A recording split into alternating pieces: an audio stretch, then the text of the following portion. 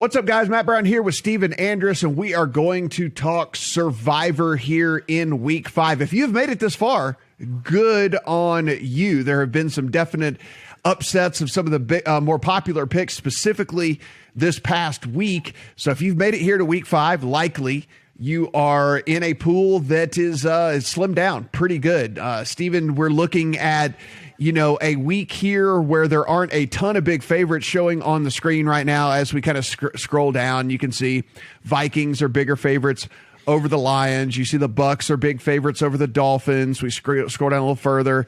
Patriots over the Texans. And then you get into the Cowboys and the Giants, and then the Ravens and the Colts. And then, there's some borderline ones. Cardinals are 5.5, 6. That's borderline. Raiders are 5.5, 6.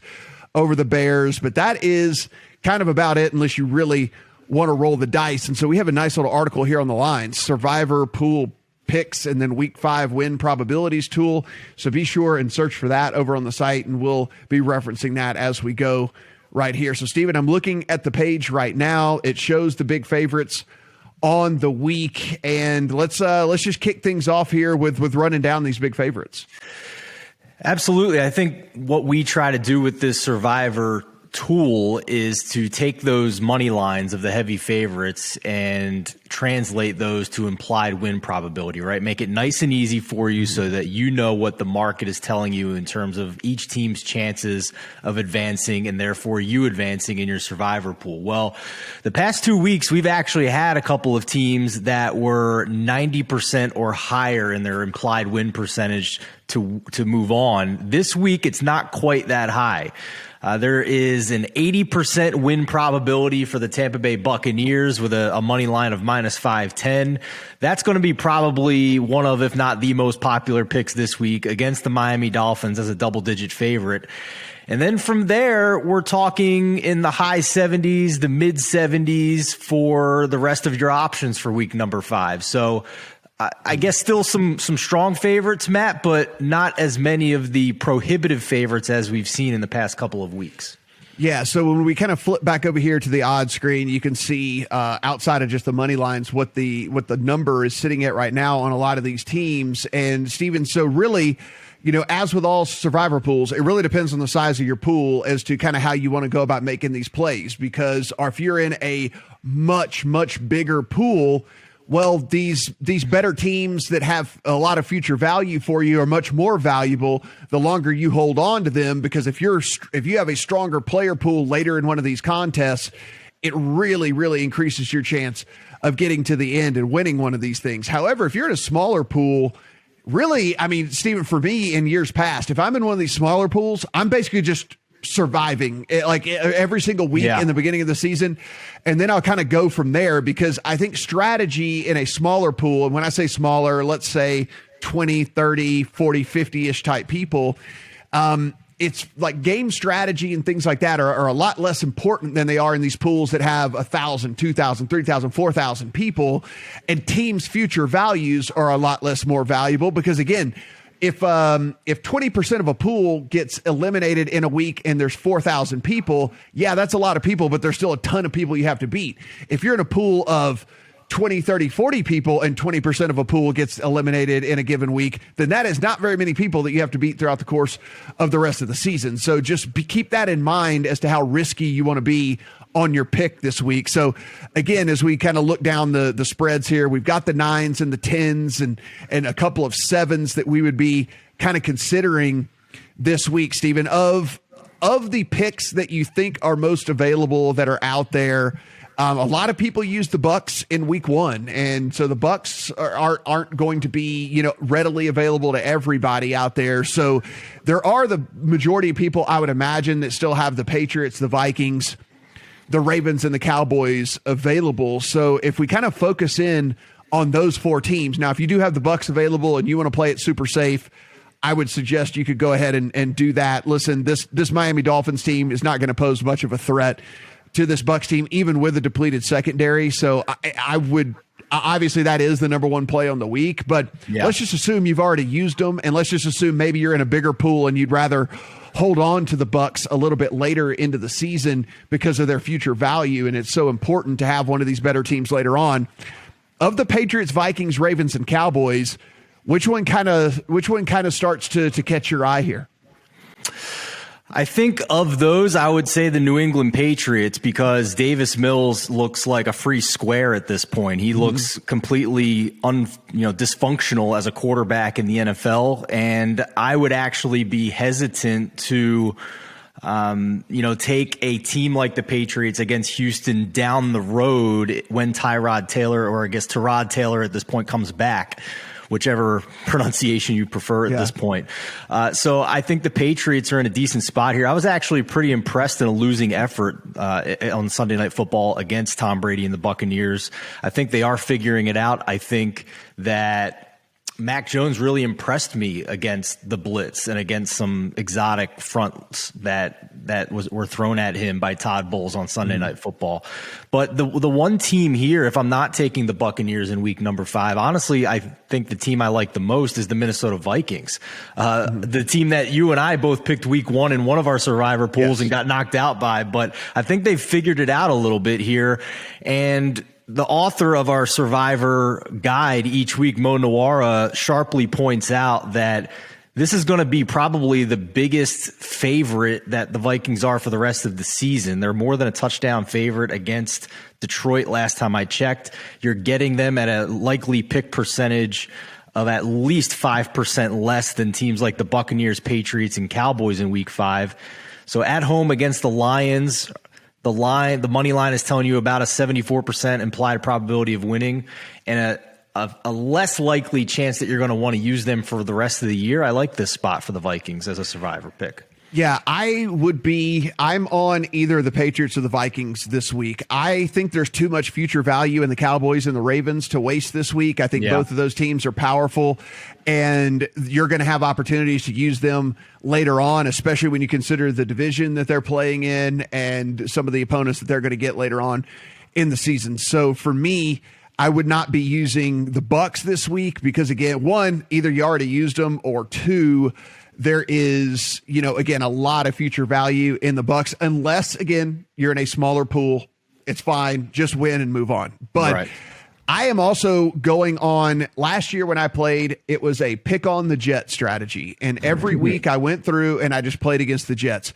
I think that team is Houston at this point, that they've gone to Davis Mills. Listen, I was as low on this team as any team in the NFL coming in to this season. And I am still incredibly low on this team. Davis Mills is the lowest rated quarterback, according to Pro Football Focus, of any quarterback that has taken at least 50% of his team snaps over the course of the season so far. I mean, that's lower than Ben Roethlisberger. That's lower than any of the other rookie quarterbacks that are out there.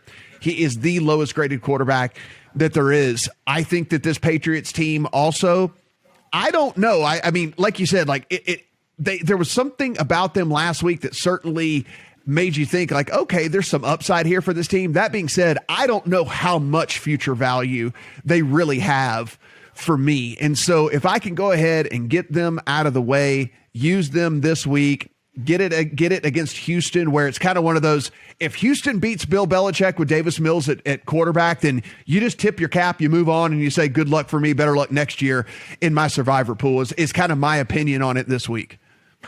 I think another, I don't want to say contrarian, but a shorter favorite. And if you have the survivor guide, you can pull it up and check out the two shorter favorites to consider. Mo Nawara points out the Cardinals and the Raiders. I think the Raiders are a decent spot here in week 5. Going back to that future value discussion, they play in a really difficult division. I'm not going to want to pick them in weeks for the rest of the season when they're playing division opponents. And the Chicago Bears are a bit of a mess right now. They have decided that Justin Fields is going to start for the rest of the season, but I don't think running back injuries are significant for most situations. But when they have a rookie quarterback and they lose David Montgomery, who's had more than 30% of their offense so far this season, I think the Raiders are in a decent spot here. Their defensive front has really outperformed preseason expectations. They've done a decent job of not, I don't want to say they've done a good job of getting pressure with their front four. They are a top five pass rush team as we sit through 4 weeks. Now, will that hold up over the course of the season? Who knows? But yes, as you mentioned, I mean, they are a top 5 pass rush graded team through the first 4 weeks of the season. And I think it holds up against a poor offensive line and a rookie quarterback with a bad coaching staff. And if you're in one of these big survivor pools, the Raiders look like they're projected to be picked by less than 5% of people this week. So not a bad option there. You bring up a good point, and this is where it depends on how risk averse you are, and the size of your pool and things like that. Because if you do look at the Raiders, as far as future value goes, look, they get the Eagles at home, but the Eagles are like just good enough to be pretty scary against you. They do play the Giants, but the Giants on the road. So it's a West Coast team heading East Coast to play the Giants. They do play the Bengals, but the Bengals, that's a home game for them. But the Bengals are, I mean, listen, I don't think the Bengals are a pushover. Yeah, by any stretch of the imagination. And then December the 5th, they do play the Washington football team. So where that Washington football team is by December the 5th is really just a gamble because, yeah, they could be off the rails bad by then because this defense, for whatever reason, has not decided to play this year.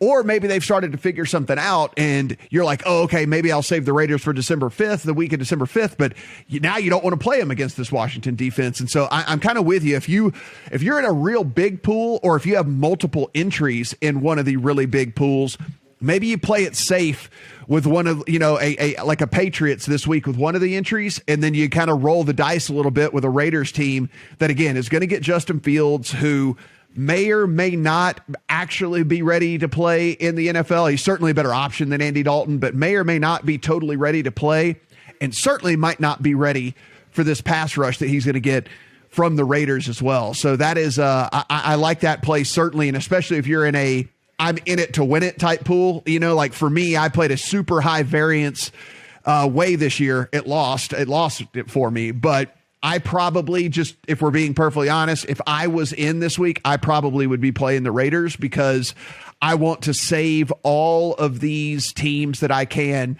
for later in the season where I know I'm going to have, a lot of future value with them, because let's not forget where the Patriots play and what division that they play in. So you can kind of circle a game later on in the season where they do play the Dolphins, where they do play the Jets. And so these are games that you can certainly games that you can circle for a little bit later. There are 2 sneaky contrarian options listed in the article as well. Titans, Falcons. I'm not going there, Steven. I don't think, especially this week, is a way that you should be going either. Friendly tease here to the Thursday Megapod on the Falcons Jets game. I will have a play on that, and sneak peek, it is not the Falcons, so I would not pick them I would not pick them in the survivor pool. You'll hear why I do like the Jets this week on the Thursday Megapod, but I can get behind the Titans this week if A.J. Brown and Julio Jones are actually playing this week. We don't know that right now. And considering the dumpster fire that has been Urban Meyer and that entire situation in Jacksonville, I could get behind the Titans this week as a contrarian play, but I do like the Raiders more. All right, to recap here, the team most likely to get picked this week is the Bucs, the biggest favorite on the week. That said, 1, you might have already used them. 2, if you're in a deeper pool, would probably hold on to those guys. I'm looking at the Patriots this week. If I'm in kind of a mid-range pool, or if I want to play it a little bit more safe, getting against Houston is the way that I would roll. And certainly if you're in a more riskier pool, a deeper pool, one that you really need to try and beat thousands of people, then I think the Raiders are a pretty solid play this week as well. Going against Chicago in Justin Fields, and, again, may or may not be ready to start. Guys, as always, you can head over to the lines. This is an absolutely free article where you can read all of the reasoning behind all of those. And of course, you just head up here and you click on the odds tab at the top, and you can see every single one of the games. You can see how the odds have moved, and you can see what it looks like at all the books across the country as well. For Steven, I'm Matt. See you guys tomorrow.